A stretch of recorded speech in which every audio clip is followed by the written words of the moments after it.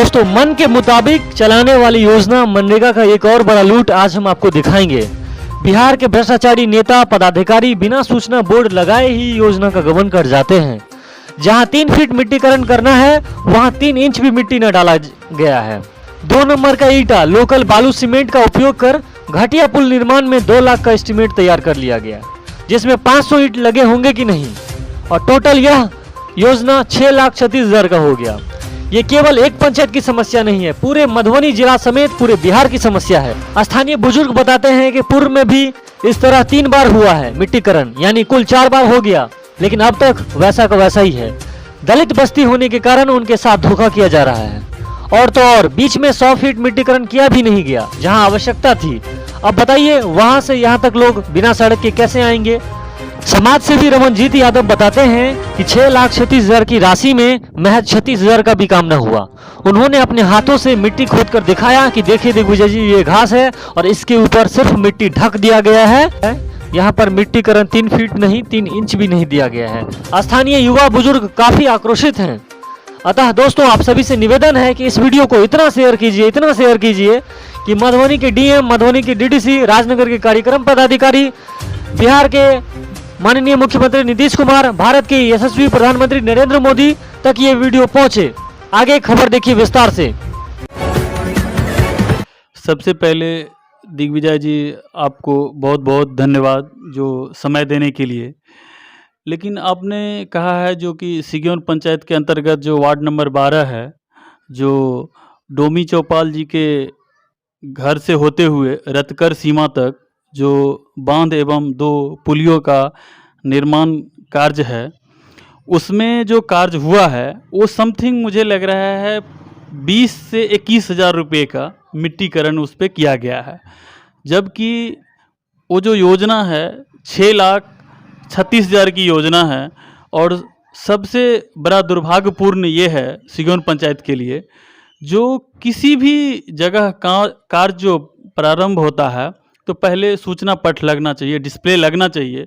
वो कहीं किसी भी जगह डिस्प्ले नहीं लगाया जाता है। वो समिति का कार्य हो या माननीय मुखिया जी का कार्य हो, कहीं पे भी ये बोर्ड नहीं लगाया जाता है, ताकि इसमें लूट मचाया जाता है। और सिर्फ ये योजना मुझे लग रहा है जो लूटने के लिए ही बनाया गया है। और पूरे बिहार में भ्रष्टाचार है ये मैं मानता हूँ, लेकिन सबसे पहले राजनगर प्रखंड के अंदर में जो सिग्योन पंचायत है उसमें बड़ी लूट है। आप देख रहे हैं जिस तरह से हमने आपको बताया है, जो कि 1 इंच कहीं पे मिट्टी नहीं डाला हुआ है, कहीं पे 1.5 इंच नहीं डाला हुआ है, किसी जगह 3 इंच नहीं डाला हुआ है, जो कि यहाँ पे 3 फीट मिट्टी डालने का कार्य किया गया है। और ये पुलिया जो आपने देखा है, पुलिया के अंदर में 2 नंबर का ईंट यूज हुआ है, जो कि 3 फीट 4 फीट नीचे से इस पुलिया को उठाना चाहिए तो शहर ज़मीन से उठाया गया है। 2 नंबर का ईंट यूज किया गया है।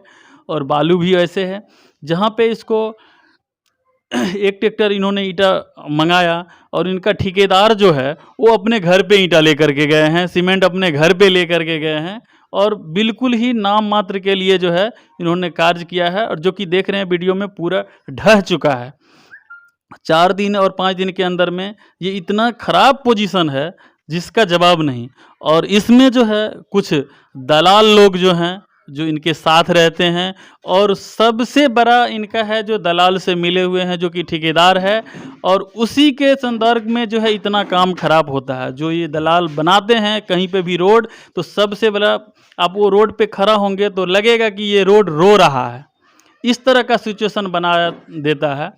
तो मेरा अपील है इन जो भी जनप्रतिनिधि जीत करके आए हैं सिग्योन पंचायत के अंतर्गत, उनको मेरा एक ही निवेदन है, जो अगर खाना ही है आपको तो दाल चावल सब्जी खाओ, दूध दही खाओ, ताकि आपकी सेहत बनी रहेगी। रुपया खाओगे तो कहीं ना कहीं हजम नहीं होगा और बाद में बहुत ज़्यादा परेशानी उठाना पड़ेगा। इस आपने जो विरोध किया है, ऐसा देखा जाता है गांव घर में कि जो विरोध करता है वहाँ के लोग उसी को जिम्मेदार मानने लगते हैं कि इसी के कारण जो है हमारा कार्य आगे नहीं बढ़ पा रहा है।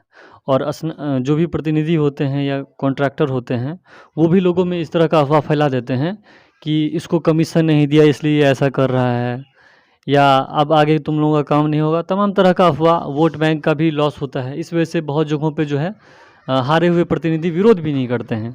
यहाँ पे आपने विरोध किया है और आपने अपने पंचायत के इतिहास में पहली बार विरोध किया है, ज़मीन पे भी किया है और सरकारी जितने भी पदाधिकारी हैं उन सब के सामने आवेदन दे के भी आपने किया है। आपने कैसे लोगों को समझाया कि आप सही हैं और जेन्युइन विरोध कर रहे हैं आप?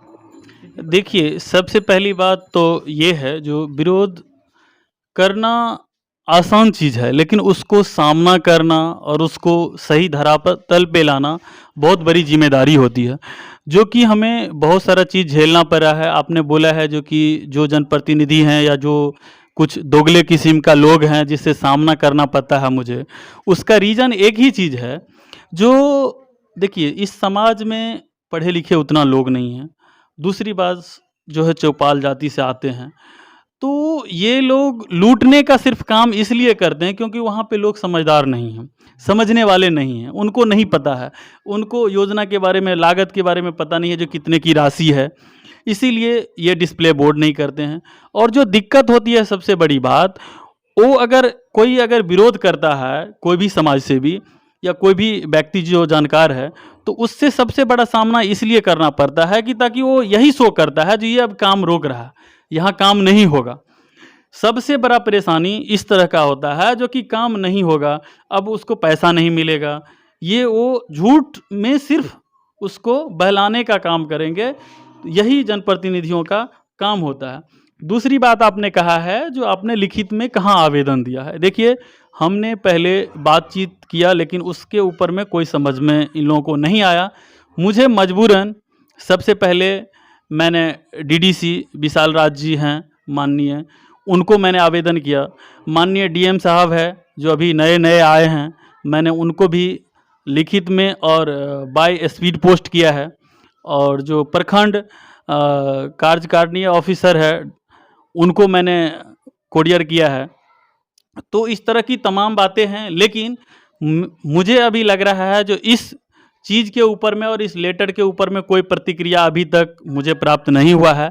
लेकिन मैंने जैसे ही प्रखंड में फ़ोन के माध्यम से उनको जानकारी दी, उन्होंने जेई साहब, इंजीनियर और रोजगार सेवक आए हुए थे और देख करके उन्होंने मुझे आश्वासन दिया जो यहाँ पे जो भी हुआ है वो गलत हुआ है और इसके ऊपर में सही काम होगा और सही करके हम दिखाएंगे, इतना उन्होंने आश्वासन दिया है। बहुत बढ़िया। अभी आप देख रहे थे रमनजीत यादव को, जो कि नकटी गांव के रहने वाले हैं। राजनगर प्रखंड के अंतर्गत सिंगयोन पंचायत में ये आता है और वार्ड नंबर 12 में जो मनरेगा योजना से 6,36,000 की आवंटित राशि से जो है कार्य किया गया है, उस पर इन्होंने आपत्ति जताया है और बताया है कि वहाँ पर 36,000 का भी काम नहीं किया गया है। और इसमें एक चीज़ और है, समिति जी का कई सारे योजना है, जैसे कि हमने एक चीज़ और बताना चाहूँगा, जो पूरे बिहार में नहीं, सॉरी, मधुबनी जिला में बेसिक स्कूल सिर्फ 6 है। उसमें एक सिग्योन पंचायत के अंतर्गत नकटी गांव में आता है, जिसका नाम है राजकीय बुनियादी विद्यालय बेसिक स्कूल नकटी। उसमें एक तालाब का जीवन उद्धार हुआ। उसी जीवन उद्धार के संदर्भ में स्कूल के प्रांगण में 9 लाख रुपए का मिट्टी भराया गया। उसी के दौरान जो हाई स्कूल है, उस फील्ड पे 7-8 लाख रुपए का उसमें भी मिट्टी भराया गया और ऊपर से 400 गाड़ी मिट्टी बेच भी दिया गया। और जिसका जीवन उद्धार था वो भी 7 या 8 लाख रुपए का वो भी राशि है। टोटल मिलाकर के अगर देखा जाए तो 27 लाख रुपए की वहाँ पे भी लूट हुई है। इनका कई सारे काम ऐसा हुआ है पंचायत समिति के द्वारा, और जो कुछ दलाल लोग हैं या उसको दोगला बोल सकते हैं, इस तरह का जो लोग हैं वो मिल करके, जैसे किसी जगह पीसीसी लिखा हुआ, ठीक है, जैसे कि यहाँ पे बगल में ही रामानंद सिंह जी का घर है, वहाँ से लेकर के भटसिमर सीमा तक रोड बनाना था, उस पर खरंजा पहले से था, उन्होंने पीसीसी करवाया और खरंजे का पैसा निकाल लिया।